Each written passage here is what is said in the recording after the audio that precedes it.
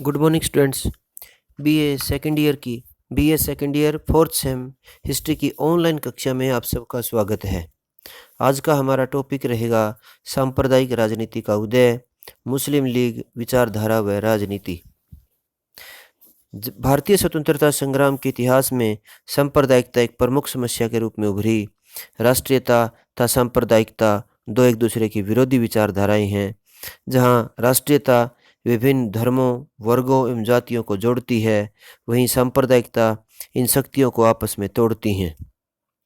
राष्ट्रीय आंदोलन में सांप्रदायिकता ने नकारात्मक भूमिका निभाई। सबसे पहले हम ये जानेंगे कि सांप्रदायिकता क्या है। सांप्रदायिकता की अगर बात करें तो सांप्रदायिकता के तीन तत्व हैं। एक, धर्म मानने वालों के हित में ये समान होते हैं। इस आधार से धर्म पर आधारित सामाजिक राजनीतिक समुदायों की भावना का जन्म होता है। वर्ग, जाति, क्षेत्र, राष्ट्र के स्थान पर धर्म आधारित समुदायों को ही बुनियादी इकाई मान लिया जाता है। ऐसा मान लिया जाता है कि धर्म ही सामाजिक राजनीतिक जीवन का आधार है। सांप्रदायिकता के यथार्थ की अगर बात करें तो सांप्रदायिकता चीज़ों को गलत या अवैज्ञानिक दृष्टि से देखने की कोशिश थी। यद्यपि सांप्रदायिकता का उदय आधुनिक राजनीति के कारण हुआ, राष्ट्रीयता तथा समाजवाद की तरह सांप्रदायिक विचारधारा का भी उदय तभी हुआ जब जनता की भागीदारी, जन जागरण और जनमत के आधार पर चलने वाली राजनीति अपने पैर जमा चुकी थी। हमें यह बात कभी नहीं भूलनी चाहिए कि भारत में सांप्रदायिकता एक प्रवृत्तीय घटना है जिसका जन्म हमारी आंखों के सामने ही हुआ। अब है कि सांप्रदायिकता के उदय तथा विकास के क्या कारण थे। सांप्रदायिकता के बारे में यूरोपियन इतिहासकारों एवं भारतीय इतिहासकारों के दोनों के विचार अलग हैं। गांधी जी ने विचार सत्य के निकट प्रतीत होते हैं। गांधी जी कहते हैं कि भारत में सांप्रदायिकता की समस्या ब्रिटिश शासन की समकालीन है। हालांकि अंग्रेजी राज्य में की स्थापना से पूर्व मध्यकाल में हिंदू मुस्लिम गंभीर झगड़ों की जानकारी नहीं मिलती। रियासतों के आपसी संघर्ष भी हुए, परंतु उनमें हिंदू मुस्लिम संघर्ष नहीं हुआ। लेकिन ये भी एक हमारी मन बहलाने वाली समस्या है। मुस्लिमों ने हिंदुओं के साथ दुर्व्यवहार किए। मुस्लिम काल में औरंगजेब जैसे कट्टर शासकों ने भारत की हिंदू आबादी को मुस्लिम में परिवर्तन करने की कसम खा रखी थी और उन्होंने भारतीय औरतों व बच्चों के साथ दुर्व्यवहार किए। और यहाँ तक कि औरतों की माता पिता उस वक्त में जो थे, उन्हें अपने बच्चों की, अपनी बेटियों और बहुओं की इज्जत बचाना एक बड़ा काम लगने लगा था। और भी कई कारण थे, जिनमें सबसे पहले अगर हम कहें आर्थिक दबाव था, क्योंकि ब्रिटिश साम्राज्य के उदय के कारण उच्च वर्गीय मुसलमानों का जो सेना, प्रशासन एवं न्याय के बड़े पदों पर विराजमान थे, उनका पतन हो गया था और अंग्रेजों ने इन लोगों की शक्ति और सत्ता छीन ली थी, क्योंकि उन्हीं का तो अंग्रेजों के आने से पहले मुस्लिमों का ही राज्य था। समाजवादी शासन के अंतर्गत हुए आर्थिक विकास ने मुसलमानों की अपेक्षा हिंदुओं को अधिक लाभ पहुंचाया। बल्कि यूं कहें कि अंग्रेजों का शासन हिंदुओं के लिए तो एक वरदान के रूप में था, जबकि मुसलमान जो सत्ताधारी थे उनकी ताकत और उनकी सत्ता को छीनने वाला था। इसलिए मुसलमान उनसे चिढ़ते थे और मुसलमानों को इस बात की चिढ़ थी कि अंग्रेजों ने हमारा शासन छीना और उसके बाद हिंदुओं का उन्होंने विकास किया। दूसरा, 1857 की क्रांति का प्रभाव। सांप्रदायिकता का आरंभ 1857 ईस्वी की क्रांति से भी माना जाता है। इस क्रांति में हिंदू व मुसलमानों ने मिलकर ब्रिटिश शासन को समाप्त करने का प्रयास किया था। अंग्रेजों ने सोचा कि मुसलमान इसके लिए जिम्मेदार है, क्योंकि उन्होंने भारत में सत्ता मुसलमानों से छीनी थी और कई घटनाओं ने इस सोच को मजबूती प्रदान की। जैसे दिल्ली में क्रांतिकारियों ने अकबर व औरंगजेब की परंपरा का अनुसरण करते हुए बहादुर शाह जफर को 21 तोपों की सलामी देकर भारत का सम्राट घोषित किया था। और इस स्थिति में अंग्रेजों ने हिंदुओं का पक्ष लेना शुरू कर दिया था और अंग्रेजों को इस बात की चिढ़ थी। इसके बाद मुसलमानों का पिछड़ापन। राजनीतिक सत्ता छीन जाने के पश्चात मुसलमान सामाजिक व आर्थिक क्षेत्र में भी पिछड़ गए थे। मुसलमानों का रूढ़िवादी, ब्रिटिश विरोधी तथा आधुनिक शिक्षा विरोधी होना भी उनके पिछड़ेपन का कारण बना। अंग्रेजों द्वारा हिंदुओं के प्रति दिखाई गई सहानुभूति से हिंदू शिक्षा, वाणिज्य तथा व्यापार एवं उद्योग के क्षेत्र में मुसलमानों से आगे निकल गए थे। बाद में सर सैयद अहमद खां, बदरुद्दीन तैयब ज़ियादी के प्रभावों से मुसलमानों ने आधुनिक शिक्षा ग्रहण की, पर हिंदुओं, पारसियों व ईसाइयों की तुलना में उनकी संख्या कम ही थी। इसके बाद अंग्रेजों की फूट डालो और शासन करो की राजनीति। अधिकांश विद्वान ये मानते हैं कि भारत में सांप्रदायिकता के विकास के लिए सरकार की साम्राज्यवादी नीति को ही जिम्मेदार माना है। जब अंग्रेजों ने अनुभव किया कि मुसलमानों से उन्हें कोई खतरा नहीं तथा हिंदू अधिक शिक्षित हैं व उनमें राष्ट्रीय चेतना भी अधिक है, तो सरकार ने एक निश्चित योजना बद्ध तरीके से हिंदू और मुसलमानों में परस्पर फूट डालने वाली नीति को अपनाया और मुसलमानों को राष्ट्रीय आंदोलन से अलग रखने का भी प्रयास किया। इसके बाद उग्र राष्ट्रवादियों एवं क्रांतिकारियों द्वारा हिंदू संस्कृति एवं धर्म से प्रेरणा। जैसा कि पूर्व के अध्याय में भी हमने पढ़ा है कि भारत में उग्र राष्ट्रवादियों एवं क्रांतिकारियों ने नव जागरण लाने के लिए, नवयुवकों ने आत्मविश्वास एवं आत्मसम्मान की भावना जागृत करने के लिए हिंदू धर्म एवं संस्कृति का प्रयोग किया। इस तथ्य ने सांप्रदायिकता के विकास में काफ़ी योगदान दिया। हिंदू समाज सुधारकों ने भी मध्यकाल के शासकों के बर्बरतापूर्ण कार्यों की आलोचना की एवं भारत के प्राचीन युग के गौरव को उजागर किया। इसका अनुसरण करते हुए मुसलमानों ने भी अपने गौरव और महानता को अरब में ढूंढने का प्रयास किया। शिवाजी हिंदुओं के लिए प्रेरणा स्रोत थे, जिसका औरंगजेब से सीधा विरोध था, जबकि मुसलमानों के लिए एकदम विपरीत था। जैसे राणा प्रताप जैसे राजा हिंदुओं के आदर्श थे, किंतु मुसलमानों के शत्रु तिलक द्वारा शिवाजी उत्सव में गणेश उत्सव का प्रचार, अरविंद घोष की अर्ध रहस्यवादी धारणाएं, क्रांतिकारियों द्वारा बंगाली की पूजा, बंग आंदोलन से पहले गंगा स्नान इत्यादि के तथ्यों ने मुसलमानों ने हिंदूवाद की स्थापना का प्रयास जाना और वो विरोधी हो गए। भारतीय इतिहास की भी सांप्रदायिक व्याख्या की। अंग्रेज इतिहासकारों ने इतिहास के अध्ययन में सांप्रदायिक दृष्टिकोणों को अपनाया। अनेक अंग्रेज लेखकों ने भारतीय इतिहास को हिंदू तथा मुस्लिम दृष्टिकोण से पढ़ने व लिखने का प्रयास किया तथा इसे हिंदू काल व मुस्लिम काल के रूप में विभाजित किया। इसके बाद सर सैयद अहमद खां द्वारा सांप्रदायिक प्रचार हुआ। मुस्लिम सांप्रदायिकता में सबसे अधिक योगदान सर सैयद अहमद खां ने किया। वो एक उच्च वर्गीय परिवार में जन्मे थे और अपने पिता की मृत्यु के बाद 1838 में अदालत में क्लर्क की नौकरी प्राप्त हुई। वे एक महान शिक्षा शास्त्री व समाज सुधारक थे। वह शुरू में तो राष्ट्रवादी थे, परंतु हिंदू मुस्लिम एकता में विश्वास करते थे और वे भारतीयों के पिछड़ेपन को दूर करना चाहते थे। लेकिन भारतीय मुसलमानों के पिछड़ेपन का कारण रूढ़िवादिता में विचारों की संकीर्णता है, वो ऐसा मानते थे। उन्होंने अपने जीवन के 2 उद्देश्य निर्धारित किए थे। प्रथम, अंग्रेजों और मुसलमानों के संबंध ठीक करना तथा दूसरा, मुसलमानों में शिक्षा का प्रसार करना। 1885 से पहले वे राष्ट्रवादी एवं हिंदू मुस्लिम एकता के कट्टर समर्थक थे। 1884 में पंजाब के दौरे पर उन्होंने कहा था कि हिंदू और मुसलमान भारत की 2 आंखें हैं। और लेकिन बाद में उन्होंने एक संस्था की स्थापना की और उन्होंने जैसे संयुक्त राज्य भक्त सभा की स्थापना उन्होंने की और 1893 में उन्होंने Mohammad Anglo Oriental Defence Association of Northern India की स्थापना की। इस संस्था के द्वारा वो राजनीति में मुसलमानों को अलग से अस्तित्व बनाना चाहते थे। वे मुसलमानों के राजनीतिक आंदोलन फैलने से रोकना चाहते थे। इस प्रकार सर सैयद अहमद खान ने मुसलमानों के मन में अंग्रेजों के प्रति भक्ति भाव पैदा करने का भी प्रयास किया। इसके बाद प्रिंसिपल बेग का योगदान। सर सैयद के सांप्रदायिक विचारों पर अलीगढ़ के मोहम्मडन एंग्लो ओरिएंटल कॉलेज के प्राचार्य बेग का अधिक प्रभाव था। बेग ने छात्रों में सांप्रदायिकता का जहर घोलने में कोई कसर नहीं छोड़ी। उन्होंने छात्रावासों में जाकर यह कहकर कांग्रेस से दूर करने का प्रयास किया कि कांग्रेस भारत में एक हिंदू राज्य की स्थापना करना चाहती है। इसके बाद वहाबी आंदोलन हुआ। 18वीं शताब्दी में अरब में मुसलमानों के उत्थान के लिए एक आंदोलन प्रारंभ हुआ। इसे वहाबी आंदोलन कहते हैं।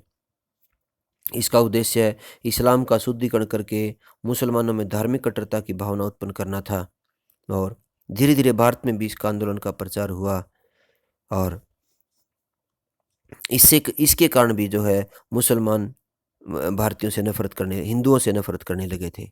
इसके बाद राष्ट्रीय आंदोलन की कुछ कमजोरियां भी थी, जैसे राष्ट्रवादियों ने जाने अनजाने में कुछ ऐसी भाषा, उपमा और लक्षणों का प्रयोग किया जो हिंदू थे। गांधी जी ने भी राम राज्य के प्रतीक का इस्तेमाल किया जो सांप्रदायिकता के कारण थे। कांग्रेस ने सांप्रदायिकता के स्वरूप का पूरी तरह से आकलन नहीं किया। कांग्रेस ने सांप्रदायिक शक्तियों के साथ तुष्टीकरण की नीति अपनाई और उनके साथ समझौता किया। तो कई कारण थे जिसके कारण सांप्रदायिक आंदोलन का विकास हुआ। सांप्रदायिक राजनीति का विकास भी 1905 से 1922 ईस्वी तक हुआ, क्योंकि 1857 की क्रांति से पहले सांप्रदायिक विचारधारा शायद विद्यमान नहीं थी। 1857 की क्रांति में हिंदू मुसलमानों ने मिलकर अंग्रेजों के विरुद्ध शासन का विरोध किया था, लेकिन अंग्रेजों ने महसूस किया कि वे इतने कमज़ोर हो गए हैं कि अब विद्रोह के काबिल नहीं रह गए, और पश्चिमी सभ्यता से प्रभावित हिंदू मध्य वर्ग के उद्भव से जब राष्ट्रवादी आंदोलन विकसित होने लगे तो उन्होंने इस खतरे से निपटने के लिए मुसलमानों को अपने पक्ष में करने शुरू कर दिया था। और ये अंग्रेजों की फूट डालो और शासन करो की नीति थी, जिसने भारतीय राजनीति में सांप्रदायिकता अपने जड़ जमाने लगी थी। सांप्रदायिक राजनीति के विकास का विवरण इस प्रकार है। सबसे पहले 1905 का बंगाल विभाजन। भारत में बढ़ती राष्ट्रीयता की भावना को कुचलने के लिए लॉर्ड कर्जन ने 1905 में बंगाल का विभाजन किया और इससे मुस्लिम सांप्रदायिकता का ज्वाला को और अधिक भड़काया। दूसरा सांप्रदायिक प्रतिनिधित्व हुआ 1906 में। भारत सचिव लॉर्ड मार्ले ने भारत में संवैधानिक सुधारों की एक शासन प्रणाली के विस्तार की संबंधी बातें कही, और इस घोषणा से मुसलमानों को कोई विशेष प्रतिनिधित्व प्राप्त नहीं हुआ, क्योंकि 1893 से 1907 के बीच केंद्रीय विधानसभा में मुसलमानों को केवल 12% स्थान प्राप्त थे, जबकि उनकी संख्या 23% थी। अतः 1906 के मिंटो मार्ले अधिनियम में सबसे पहले मुसलमानों को और अधिक जो चुनाव के अंदर जो है अपनी हिस्सेदारी दी। उन्होंने 35 सदस्यों का एक शिष्टमंडल वायसराय से मिला और उन्होंने ब्रिटिश राज के प्रति अपनी राजभक्ति की भावना व्यक्त करते हुए कहा कि हमारी मांगें 1909 के अधिनियम में हमारी ये मांगें हैं और इन्हें स्वीकार किया जाए। और अतः अंग्रेजों ने 1909 में सांप्रदायिक प्रतिनिधित्व को मान करके और लॉर्ड मिंटो ने यहाँ पर पाकिस्तान की नींव रखी थी। 1906 में मुस्लिम लीग की स्थापना हुई, जो कि एक सांप्रदायिक राजनीति का एक बड़ा कारण था। शिमला प्रतिनिधिमंडल की सफलता के बाद मुस्लिम नेताओं का उत्साह और बढ़ गया। उन्होंने कांग्रेस के समान एक राजनीतिक संगठन खड़ा करने का निश्चय किया और अंग्रेजों के समर्थक ढाका के नवाब सलीमुल्लाह खां ने मोहम्मदन एजुकेशन कॉन्फ्रेंस के समय ढाका में मुसलमानों के लिए अलग राजनीतिक संगठन बनाने का प्रस्ताव रखा। इसके बाद हिंदू सांप्रदायिकता का विकास। न केवल मुसलमानों बल्कि हिंदुओं में भी कुछ ऐसी प्रवृत्तियां विद्यमान थी जिन्होंने सांप्रदायिकता को बढ़ावा दिया। जैसे 1870 के दशक में कुछ हिंदू जमींदारों, साहूकारों, मध्यवर्गीय परिवारों ने मुसलमान विरोधी नारे लगाने शुरू कर दिए। हिंदू धार्मिक आंदोलनों की आक्रामक प्रवृत्ति महाराष्ट्र में दिखाई पड़ी, जिनका नेतृत्व तिलक ने किया। यद्यपि वे सांप्रदायवादी नहीं थे, परंतु विदेशी सत्ता के विरुद्ध जनमत तैयार करने के लिए उन्होंने राजनीतिक प्रतीकों का प्रयोग किया। उन्होंने जैसे शिवाजी महोत्सव का प्रयोग हुआ। अपनी पत्रिकाओं के माध्यम से तिलक ने मुस्लिम सुल्तानों व मुगल शासकों के विरुद्ध शिवाजी के कारनामों को अतिरंजित के रूप में पेश किया, जो मुसलमानों की नाराजगी के कारण बने थे। स्वामी दयानंद द्वारा गौरक्षित समिति के गोवध विरोधी प्रचार से भी मुसलमानों को हिंदुओं के प्रति शंका की भावना उभर चुकी थी। तो कई कारण थे जिसके कारण जो है मुसलमानों को अपने हिंदूवाद के बढ़ने की चिंता थी और वो हिंदुओं से नफरत करने लगे थे। लीग की नीति में परिवर्तन।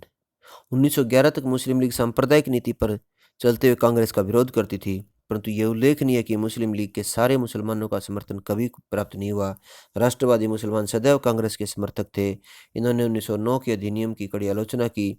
जिन्ना सहित अब्दुल कलाम आज़ाद, नवाब सैयद मोहम्मद मौलाना नौमानी, हसन इमाम, हकीम अजमल खां जैसे मुस्लिम लीग के विरोधी मुसलमानों ने मुसलमान थे और 1911 के बाद धीरे धीरे लीग की नीति में परिवर्तन हुआ और उन्होंने साम्राज्य के अंदर स्वराज्य प्राप्त करना उनका उद्देश्य बन गया था। इसके बाद 1916 का लखनऊ समझौता हुआ, जब लीग ने साम्राज्य के अंदर स्वराज्य को अपना उद्देश्य घोषित किया तो आगा खान ने अपने पद से इस्तीफा दिया और वह अब मुस्लिम लीग की बागडोर राष्ट्रवादी मुसलमानों के युवा वर्ग के नेताओं मोहम्मद अली जिन्ना, मौलाना मोहम्मद अली, शौकत अली, अबुल कलाम आज़ाद जैसे नेताओं के हाथों में आ गई।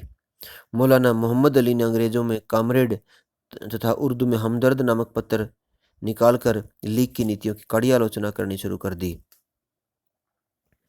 और फिर इसके बाद कांग्रेस ने भी लीग की नीति में परिवर्तन का स्वागत करते हुए 1913 के अधिवेशन में प्रस्ताव पास करके तुर्की के प्रति अपनी सद्भावना व्यक्त की।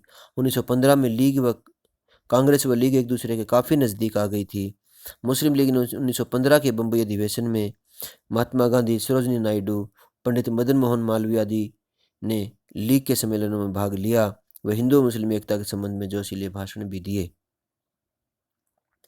लेकिन 1916 में लखनऊ में कांग्रेस और मुस्लिम लीग की संयुक्त बैठक हुई, जिसमें कांग्रेस लीग योजना को स्वीकार कर लिया गया। इसे लखनऊ समझौता भी कहते हैं। इसमें कांग्रेस ने पृथक निर्वाचन मंडल की बात को स्वीकार कर लिया तथा लीग ने भी स्वशासन को अपना उद्देश्य घोषित कर लिया। इस कांग्रेस ने सरकार के इस तर्क की पुष्टि कर दी कि भारत अलग अलग धर्मों वाला देश है जिनके हित अलग अलग हैं। अप्रत्यक्ष रूप से माना जा सकता है कि समझौते ने सांप्रदायिकता की गति को और तेज कर दिया। इसके बाद खिलाफत आंदोलन हुआ। आगामी कुछ वर्षों में राष्ट्रीय एकता कुछ वर्षों तक बनी रही, लेकिन जब खिलाफत आंदोलन हुआ प्रथम विश्व युद्ध के पश्चात टर्की के भविष्य के प्रश्न को लेकर भारत के मुसलमानों में घोर असंतोष फैला, क्योंकि टर्की युद्ध में हार गया था। युद्ध के उपरांत इंग्लैंड ने टर्की के विरुद्ध जो कड़ी नीति अपनाई, उसे भारतीय मुसलमान इंग्लैंड के विरोधी हो गए और उन्होंने खलीफा की रक्षा के लिए एक आंदोलन चलाया। इसे खिलाफत आंदोलन कहते हैं। इस प्रकार गांधी जी ने हिंदू मुस्लिम एकता का एक स्वर्ण अवसर माना और मुसलमानों का सहयोग करने का निश्चय किया। और गांधी जी की अध्यक्षता में दिल्ली में अखिल भारतीय खिलाफत कांग्रेस का आयोजन किया गया, कॉन्फ्रेंस का आयोजन किया गया, जिससे बहुत से हिंदू खिलाफत कमेटियों के सदस्य भी बन गए थे और इसमें कांग्रेस व हिंदुओं के प्रतिनिधियों ने बढ़ चढ़कर भाग लिया। 1920 के असहयोग आंदोलन में मुसलमानों ने बढ़ चढ़कर भाग लिया। यह सहयोग का सबसे महत्वपूर्ण समय था। हर वर्ग में राजनीतिक चेतना का विकास हुआ था। लेकिन 5 फरवरी 1922 को गांधी जी ने असहयोग आंदोलन को स्थगित किया। इससे मुस्लिम बड़े निराश हुए। उन्होंने अनुभव किया कि कांग्रेस ने समझौता करके मुस्लिम लीग को नीचा दिखाया है और इससे हिंदू मुस्लिम दंगे शुरू हो गए थे और जिसका इस प्रकार धर्म को राजनीति में लाने से राष्ट्रीय आंदोलन पर बुरा प्रभाव पड़ा व सांप्रदायिकता का जहर और अधिक फैल गया था। अतः हम कह सकते हैं कि 1870 के बाद भारतीय राजनीति में सांप्रदायिकता का उद्भव हुआ।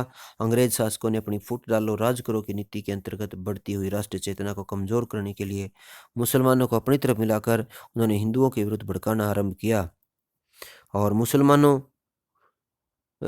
मुसलमानों के प्रिंसिपल बैंक एवं आर्कबोल्ड जैसे साम्राज्यवादी अंग्रेजों ने बड़ी सूझबूझ से सर सैयद अहमद खां जैसे मुसलमानों को अपने पक्ष में करके मुसलमानों को प्रोत्साहित किया। लॉर्ड कर्जन ने बंगाल का विभाजन करके सांप्रदायिकता का जहर फैलाया। तो कई बातों के कारण हम कह सकते हैं कि भारत में इनसे सांप्रदायिकता की विचारधारा को पनपने का मौका मिला। भारत में तो ये था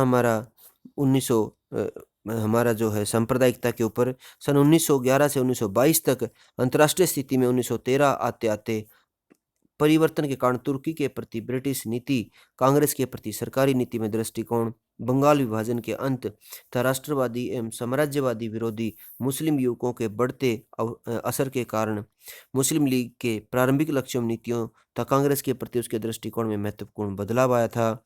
इस अवधि में उनके लक्ष्यों और उनकी नीतियां इस प्रकार थी: ब्रिटिश शासन के प्रति राजभक्ति बनाए हुए मुसलमानों के राजनीतिक एवं अन्य अधिकारों की रक्षा करना था, भारत में अन्य संप्रदायों के साथ मुसलमानों की मित्रता और एकता में वृद्धि करना था, वैध आंदोलन द्वारा शासन में सुधार, राष्ट्रीय एकता तथा स्वायत्त शासन की प्राप्ति हेतु प्रयत्न करना था।